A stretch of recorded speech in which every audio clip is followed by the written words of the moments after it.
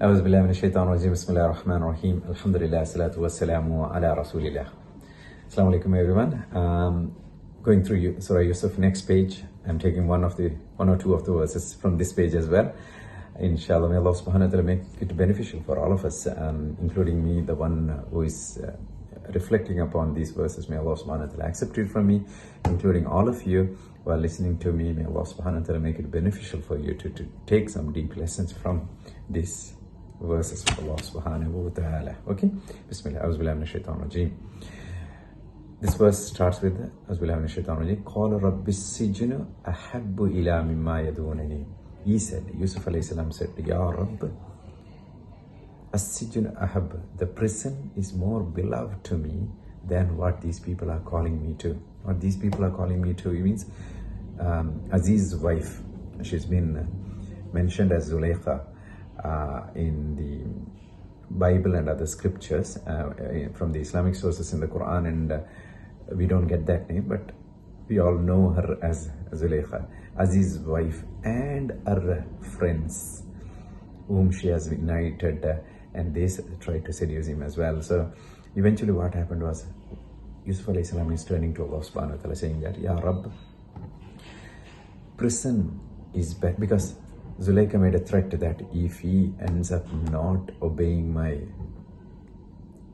seduction, obeying into my seduction and give him to her, she will make sure that he goes back to the prison. He goes to prison, sorry.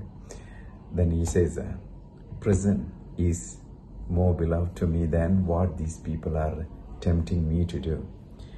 Then he said, Ya Rabb, if you don't prevent me from or protect me from the plot of these people, I fear that I might fall into their trap. Hasbu ilayna wa akun minal jahilin. In that case, I'll become those people of ignorance. For that sincere dua, Allah subhanahu wa ta'ala says, fastajaba lahu. I answered. Allah subhanahu wa ta'ala answered that.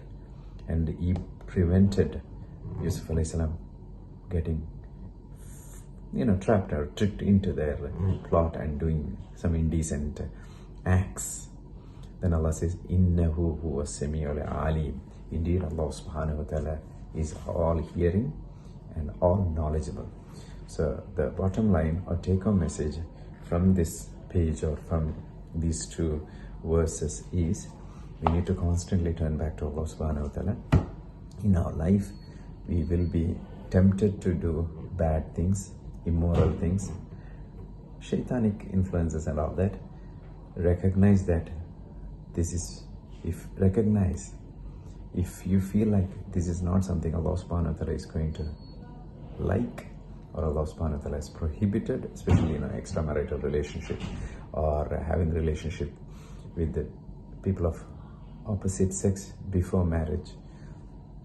In Islam, everything is clear-cut. You can have a relationship or intimacy with the person of other sex only through the marriage, full stop. There's no other way around it. So if people get into that kind of situation, you need to remember Allah subhanahu wa ta'ala and seek Allah's help, that your infatuation, your this desire and all that doesn't magnify to a state of disobeying Allah subhanahu wa ta'ala. If you remember Allah, if you ask Allah to help you, Ya Allah, I'm feeling that desire, please help me to control that and divert that desire to something productive. Allah subhanahu wa ta'ala will guide you. That's what Allah says. Fastajaba lahu. I responded to his dua, Yusuf alayhi salam's dua. Allah said, Innahu sami'un alim. Allah is Sami', all hearing and all knowledgeable. So let's make use of your direct connection with the Creator, our Creator, the one who created us, our emotions, our desires, our brain and our heart. He is the one whom we need to turn back to, saying that, Ya Allah, help me in this.